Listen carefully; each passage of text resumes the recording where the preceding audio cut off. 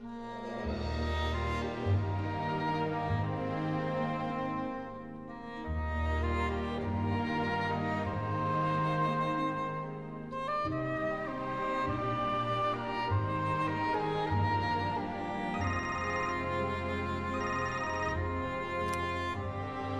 Mom.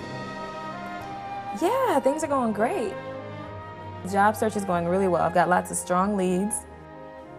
I shouldn't need to borrow anymore. There's no problem. Yes, I know there are jobs back home. I always dreamed about a career in the big city, doing something I loved, maybe up in some skyscraper even. But lately, every time I look at one, I'm reminded of how far from that dream I seem to have fallen. I've gone 2 months without an interview, I'm behind on the rent and up to my ears in debt. Yes, Mom, I know there are jobs back home too, but I love you too. Something the matter? Maybe I could help. No, I don't think so. Thanks anyway. Try me.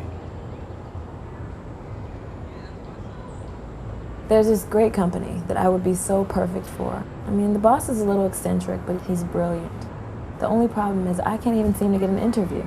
Back in school, they never told me that it would be this hard out here. And even if they did, I might not have believed them. Maybe it's your resume. I like to think I'm more than just a piece of paper. Sure you are, but prospective employers meet you for the first and quite possibly the last time through your resume. And a bad resume can spell trouble. Today just might be your lucky day. Come again? Fine. I'll help you out. But you're gonna owe me a favor when we're done. I'm paid. Paid? I'm Angela. What kind of favor? Did I ever tell you about Jenny and Penny? No, we just met. Oh yeah. Picture this. Jenny went to a good school, got top grades, and had connections in the business world. Sounds like she's got it made. Maybe, but Jenny was arrogant. She didn't want to listen to anyone because she thought she knew it all.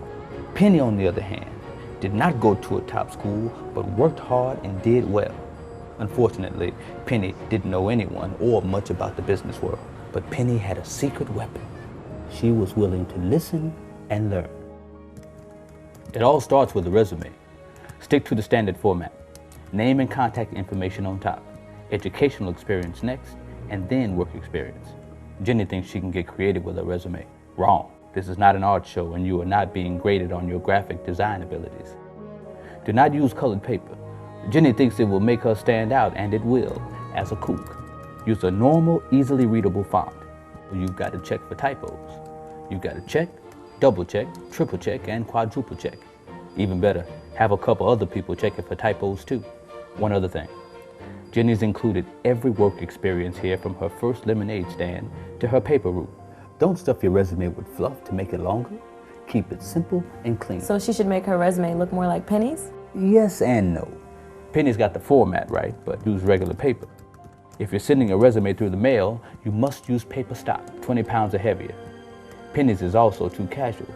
She should not include personal interests and definitely no nicknames. Remember, time is money. They are looking for ways to whittle down the applicant pool so they won't have to interview as many people.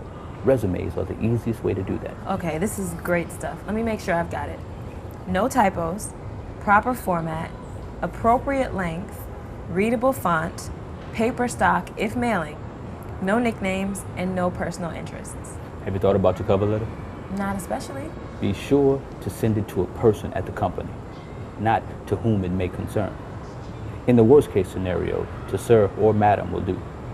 After that, keep it concise, free of typos, and on the same paper stock as your resume if you're sending it in the mail. Got it? Got it. Thanks, Paid. I really owe you one. Where you going? To look for a job. If you want to get a job, you better sit back down. The battle has just begun.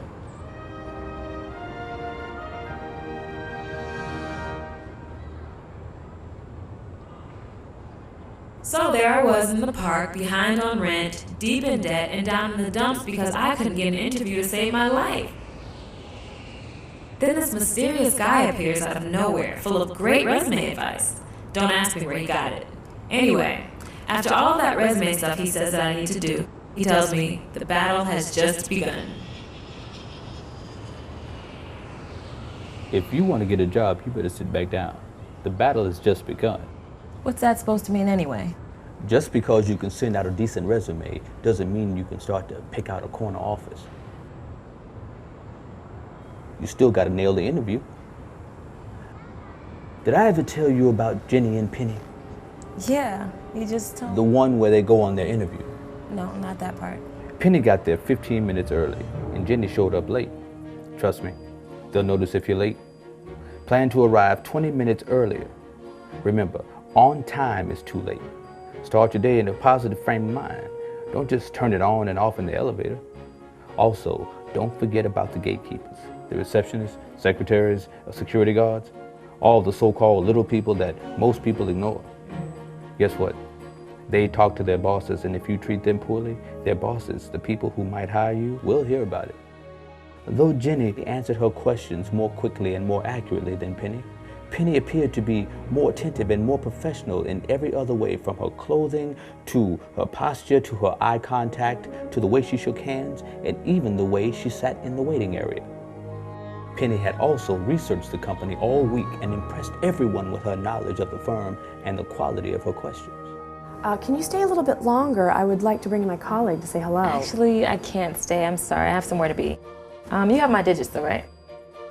Okay. Penny? Sure, that sounds great. I'd like to make a phone call first, if that's okay. Certainly. So all of these little things make that big of a difference? All the difference in the world. Hey, Paige, this stuff is priceless. How much do I owe you? I don't want any money. Come on, you must. I'll ask you for something later, but it won't be money. Okay, I guess. I'm just glad we met. I don't think I would have had a prayer without you. As things are, you still don't. What now? Just listen. You know, I recently interviewed 2 young men over lunch. How did it go? Well, you can tell a lot about someone by the way they act at a meal. So these 2 young men, why don't we call them Dwight and Chris? Dwight was very well-mannered and clean-cut, but his upper crust ways betrayed him when he managed to order the most expensive item on the menu. What was he thinking? Yes, Dwight was not a cheap date, and we felt that if we hired him, he would probably take full advantage of the company expense account. What about Chris? Well, Chris was much more down to earth, perhaps a little bit too much so. While he didn't order the most expensive thing, his manners were atrocious, and we knew that we couldn't send him out with a client for dinner. Wow, I never thought that such little things would make that big a difference. We are always watching, and we see everything, and that's our job. Okay. Be there early, wear proper business attire, research the company, treat the gatekeepers with respect, and mind your manners. Did we forget something? We sure did. The thank you note. Send one that's simple, tasteful, and prompt. Very nice. Thanks, but there's more, isn't there? You're learning. You're learning.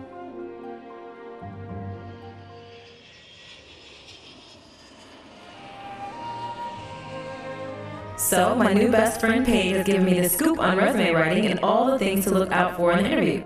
Of course, there's more, but I can't figure out what.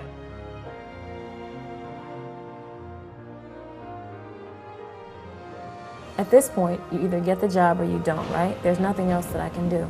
Other than a well-timed follow-up call to check on the status of the position, not much. Well, what happened with Jenny and Penny?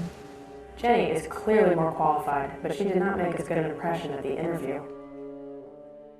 Penny seems much more on the ball, but her resume is not as strong. This is going to be a hard decision.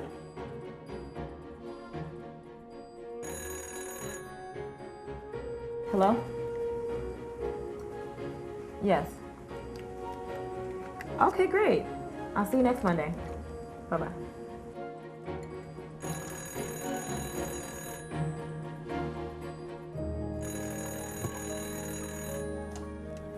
Hello? Yes? Uh-huh. I see. Okay, thanks for calling. I understand.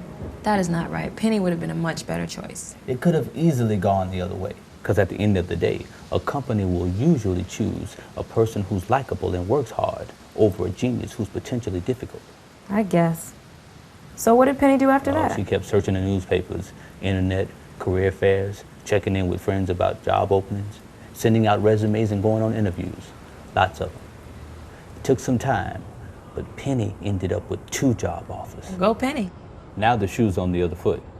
Penny is interviewing the companies and deciding which one is best for her. She should go for the money, right? It depends. You've got to look at the fine print. Are there health benefits?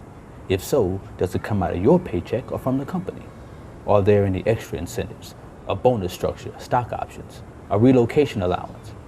How much vacation time do you get? How many sick days and personal days? What is their policy regarding maternity leave, paternity leave? Also, you'd be surprised how many things are negotiable, even salary. The job with less to offer in the way of perks may be better in the way of opportunity or room for growth. Now here's another rookie mistake to avoid. Jenny started her new job. Money was rolling in. But instead of paying off her loan and credit card debt, she racked up more, just thinking that there would always be more money where that came from. You've got to plan for a rainy day. That's right. That's one thing that I've learned the hard way. You're not really making any money until you've paid off your debt and you're saving money. There you go. You got the job. You've negotiated a great package and you're financially responsible. What more can you ask for? Well, I could ask you how to keep the job and move up the corporate ladder. Very good. I learned fast, mister.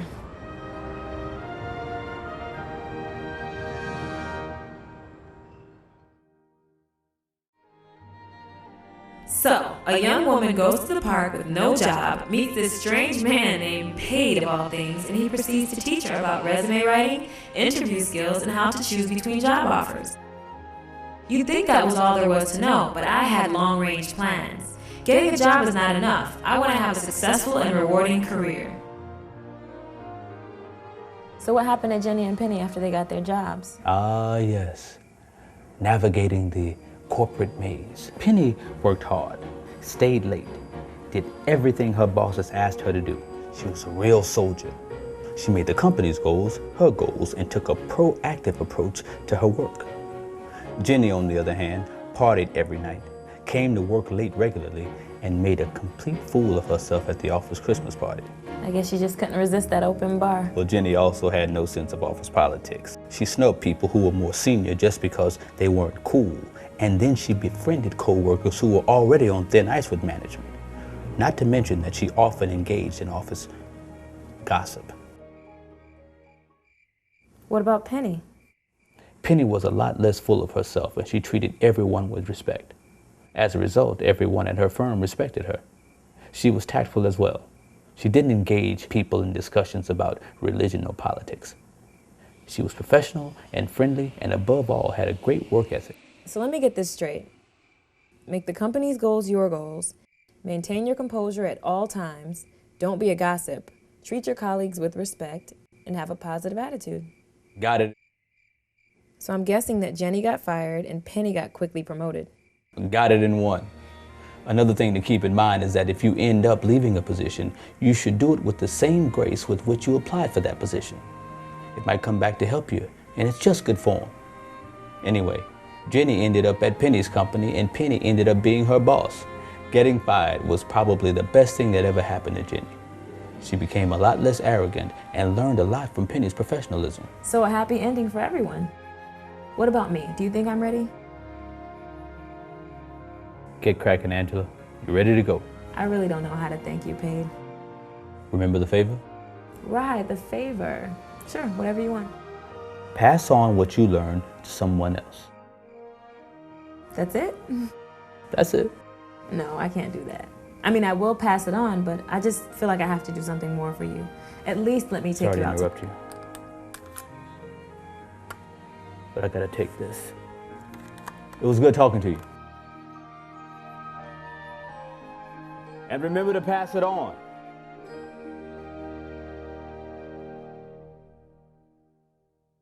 I took Paid's advice. My resume was solid, and I researched each prospective company.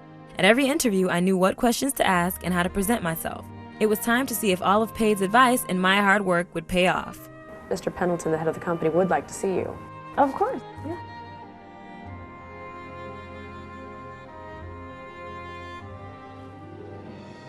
It's nice to see you again, Mr. Pendleton. You're not surprised? I may have been clueless when you first met me, but I learned quickly. So I see. I learned most of it from you, especially the part about research. Remember that company that I told you about, the one with the eccentric boss? Yes. The company that I was so perfect for? Yes. Well, it turns out that the CEO of that company was none other than Mr. Peyton Pendleton, also known to his friends as Paid. Well done. You were in the park because that's where you like to exercise. You were barefoot because you suffer from foot pain. The old hat you were wearing is your lucky hat from high school. And you were sitting on the bench because after your 5-mile run in the park, you needed a rest. Very impressive, Miss Town. I just have one last question for you. When can you start?